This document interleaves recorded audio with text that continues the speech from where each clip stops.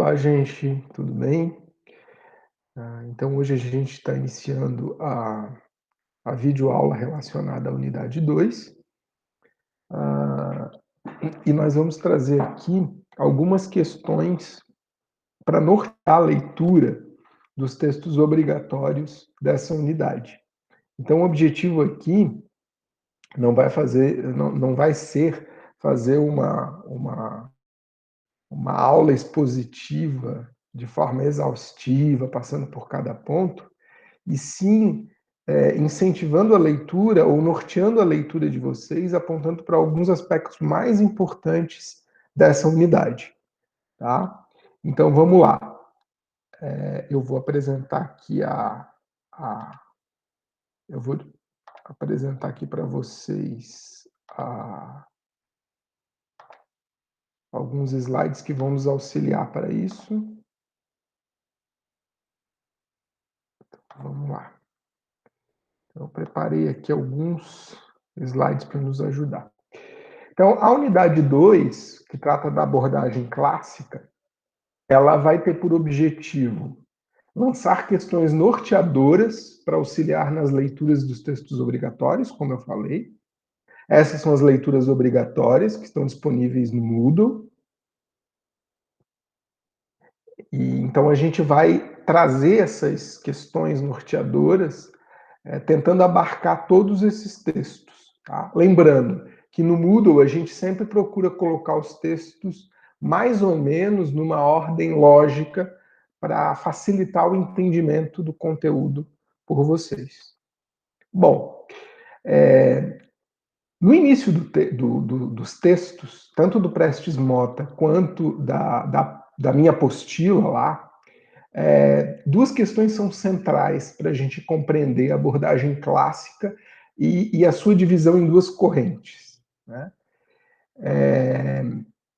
Do ponto de vista material, que acontecimentos que criaram para o surgimento da administração enquanto campo de conhecimento? Então, alguns aspectos que decorrem daquilo que a gente discutiu na unidade 1, eles voltam à tona aqui e vão criar o espaço ou caldo completo do surgimento da administração em campo de conhecimento. Aquilo que a gente chamou de lacuna. Né? Existe uma lacuna criada que o pensamento administrativo, as primeiras contribuições em administração vão dar conta de preencher. Do ponto de vista intelectual, que pensamentos, ideias e filosofias justificaram o surgimento de uma ciência da administração? E aqui eu coloco entre aspas a ciência da administração, porque a própria denominação da administração como ciência, ela já é questionada pelos próprios críticos a essas primeiras contribuições dos autores.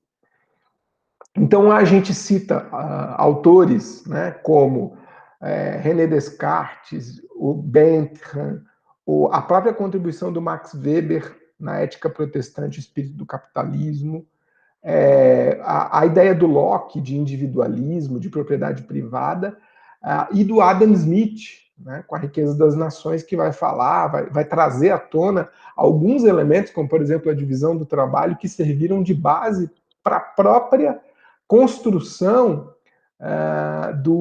da primeira contribuição da administração científica, que é a primeira corrente da abordagem clássica, conforme a gente vai ver.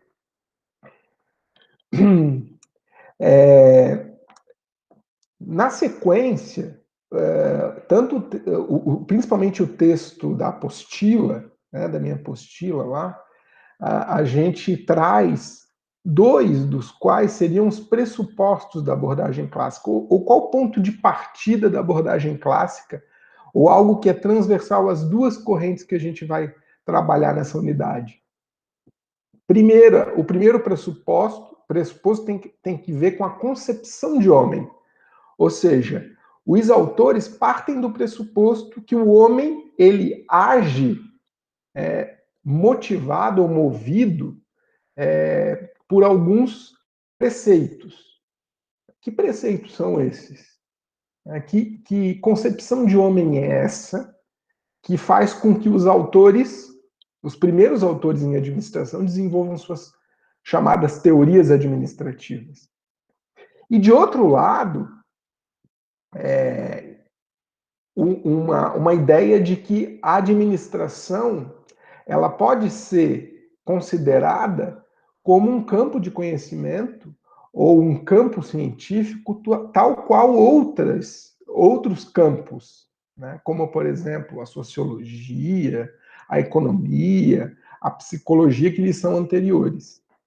Então, esses dois pressupostos servem de start, vamos dizer assim, para a construção das teorias desses primeiros autores em administração.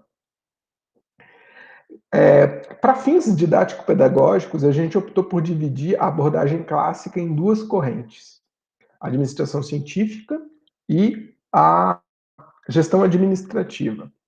Aqui vale um parênteses. Na apostila, né, eu incluo dentro da abordagem clássica a teoria da burocracia. Essa subdivisão, incluir a teoria da burocracia dentro da abordagem clássica ou não, depende muito dos autores e do que eles estão considerando para colocar a teoria da burocracia aí. Tá? Então, assim, na apostila eu coloquei a teoria da burocracia junto com a abordagem clássica para atender a ementa de uma disciplina para o qual aquela apostila foi construída e que considerava, e que para fins didático-pedagógicos fazia mais sentido constar ali como abordagem clássica. Já, por exemplo, para o Prestes Mota, que é outro texto que a gente deu para ler, ele considera a teoria da burocracia dentro da abordagem estruturalista. A gente vai considerar para essa disciplina a teoria da burocracia dentro da abordagem clássica, tá? Por uma questão didático-pedagógica. Em realidade, a forma de análise da teoria do Weber, ela se enquadra muito mais num cunho, lá que a gente viu da divisão de teorias, num cunho explicativo, né, descritivo, do que num cunho prescritivo, como ou como são as teorias do Taylor e do Fayol. Então, para essa disciplina, a gente vai considerar como parte da abordagem clássica a administração científica e a gestão administrativa, por uma questão de, vamos dizer assim, sofisticação na forma de análise, tá? da realidade daquele momento. Embora os três autores, e por isso que muitos autores vão colocar eles dentro da mesma abordagem, esses autores falam da mesma época, falam do mesmo tempo, e falam de um mundo em transformação do qual os três viveram. Então, cronologicamente, faz sentido colocar eles na mesma abordagem. Porém, do ponto de vista de sofisticação da análise empreendida, faz sentido colocar o Weber dentro da abordagem estruturalista e não junto com Fayol e Taylor dentro da abordagem clássica. Então, a gente vai seguir dentro dessa linha. Então, como primeira corrente, a gente tem a administração científica. E aí eu trouxe algumas figuras, né, que ilustram aquilo que a gente considera de mais importante dessa corrente do pensamento, da abordagem clássica. Então a gente tem aí, né, figuras que vão ilustrar uma das principais contribuições do Taylor na primeira obra dele, que foi a Administração de Oficinas, de 1903. E aí esse carinha com o cronômetro na mão, ele vai nos ajudar a lembrar dessa primeira contribuição, que foi o estudo de tempos e movimentos. Né? Então, o que foi o estudo de tempos e movimentos? Qual o objetivo de Taylor ao definir essa forma de fazer a gestão das fábricas? E quais as vantagens e desvantagens trazidas pelo estudo de movimentos? E como estudo de tempos e movimentos, e como o estudo de tempos e movimentos pode ser visualizado até hoje na prática administrativa? Na sequência, na principal obra do Taylor, de 1911, Princípios de Administração Científica, ele vai trazer uma outras contribuições ou um aprofundamento daquilo que ele trazia na administração de oficinas. Então, uma decorrência do estudo de tempos e movimentos. Então, ele vai trabalhar, por exemplo, com a ideia, né, de racionalização do trabalho, de divisão do trabalho, da importância da cooperação do trabalhador e do supervisor, de modo que o supervisor concebe o trabalho e o trabalhador o executa. A ideia de que, por meio da implementação do estudo de tempos e movimentos, para cada atividade existe uma única forma de fazê-la, e isso se dá pela divisão das menores partes possíveis de cada etapa da atividade necessária para realizar um processo maior, vamos dizer assim. A ideia da importância da especialização das pessoas para a realização de cada uma dessas etapas, a possibilidade de calcular o valor do trabalho, o custo dos produtos e o preço final e mesmo o lucro que pode ser tirado em função de que o trabalho ele pode ser dividido em partes e essas partes são executadas por uma pessoa que tem funções específicas. E aí a possibilidade de pagar por tempo de trabalho. A questão da gratificação, as possibilidades de elaboração de manuais, de padrões de trabalho, facilitando tanto o recrutamento e seleção das pessoas, quanto o treinamento delas para a execução do trabalho. Outras figuras que a gente tem aí e que vão ilustrar um pouco do que a gente discute nessa unidade em relação à administração científica, outros autores, ou são outros autores que vão trabalhar na linha do Taylor, e aí a gente destaca o Henry Ford, né, com a linha de montagem, e a importância que esse autor tem a ponto de que quando se fala de produção ou formas de produção no século XX, muitos autores vão chamar esse período de período fordista, né, de produção. Ou seja, onde a produção nas organizações industriais são baseadas na divisão do trabalho, nas linhas de montagem, na superespecialização, na eficiência e na produtividade máxima. Por fim, são discutidos ainda contribuições trazidas pela administração científica, né, que até hoje são visualizadas na prática administrativa. Né? Então, a gente vê, por exemplo, redes de franquias, as redes de fast food talvez sejam as mais ilustrativas, mas a gente pode pegar qualquer tipo de franquia que se baseia na padronização de operações e procedimentos para manter, né, a imagem ou a qualidade que é ligada àquela determinada marca ou aquele determinado grupo empresarial. Então, esses são alguns elementos que eu penso que vocês não devem deixar de se aterem quando forem ler essa unidade 2, especificamente relacionada à corrente da administração científica. Na sequência vem a gestão administrativa, que é a segunda corrente da administração científica, essa liderada, vamos dizer assim, pelo Henri Fayol, um francês, né, que é contemporâneo de Frederick Taylor, que é o principal nome da teoria administrativa da administração científica que a gente viu. Então, o Fayol francês, oriundo da Europa, e o Taylor americano. Né? Então, a gente tem uma pequena diferença aí da visão desses autores. O Taylor, na administração científica, ele tem um olhar para o chão de fábrica, né? Ele foi um trabalhador de chão de fábrica e que alcançou os níveis de gerência. Por isso ele tem um olhar mais daquilo que os autores falam de baixo para cima, né, de gestão.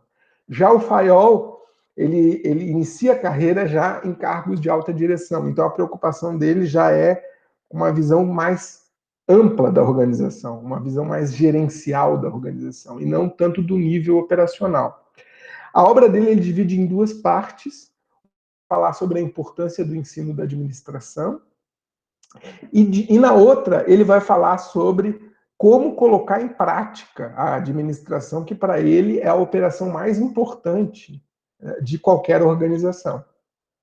E aí ele vai falar sobre as funções administrativas, né, planejamento, organização, comando, coordenação e controle, vai discorrer sobre elas, vai falar como elas podem ser observadas em todas as áreas funcionais da organização, RH, marketing, finanças e produção. É claro que ele não vai utilizar esses nomes especificamente, mas hoje a gente vai chamar das principais áreas funcionais essas.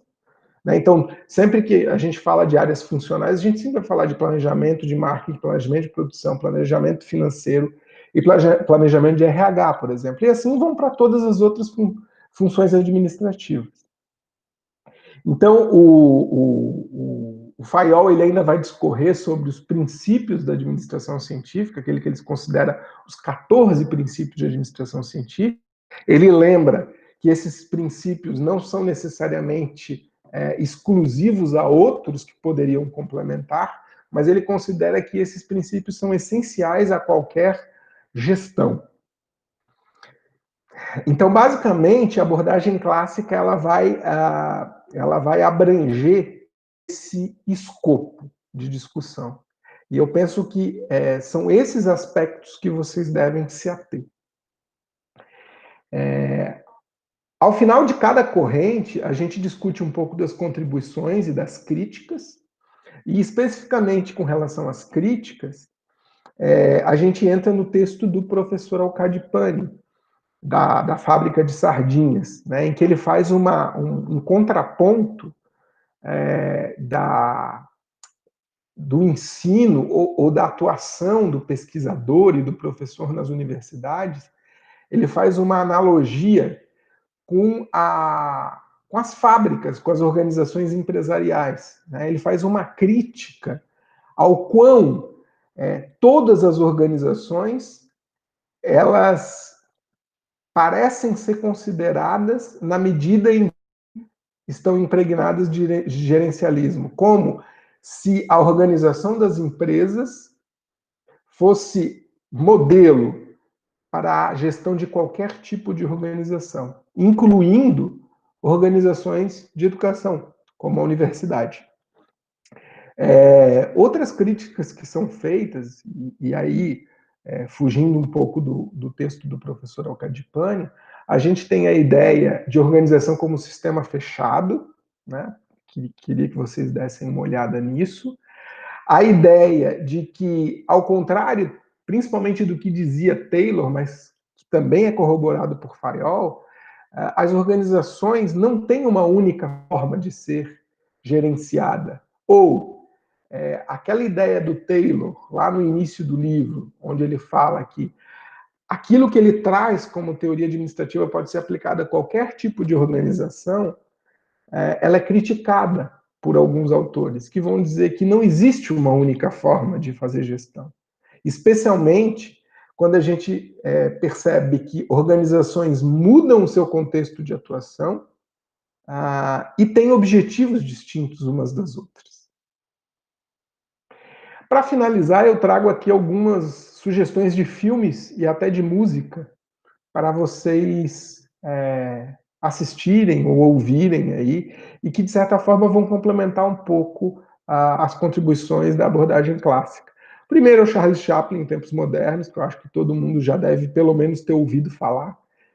Quem não teve a oportunidade de assistir, assiste. É muito interessante, retrata muito bem aquilo que o Taylor traz na administração científica, de uma forma crítica, mas, ao mesmo tempo, com muito bom humor.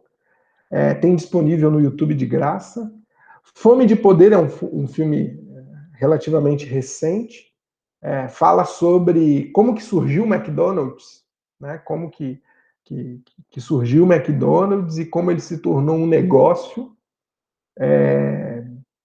e por que ele se tornou o negócio que é.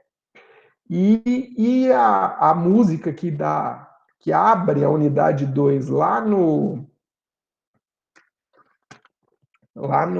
na apostila, que é uma música do Chico Buarque, chamado Linha de Montagem, que faz um jogo de palavras falando sobre a rotina na fábrica. E aí ele faz uma brincadeira de um jogo de palavras para mostrar o quanto, até na música, né, a gente pode padronizar e tornar algo rotineiro. Né? Então ele faz uma brincadeira com a melodia e com a letra da música.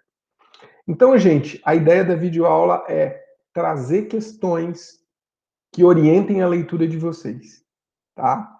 Então, boa leitura e qualquer dúvida, a gente está disponível por e-mail e também na aula, tá? Então, a gente se vê. Até a próxima. Vou cancelar aqui o compartilhamento. Vamos lá. Uhum. Então é isso, gente. A gente se vê. Um abraço e bons estudos para vocês.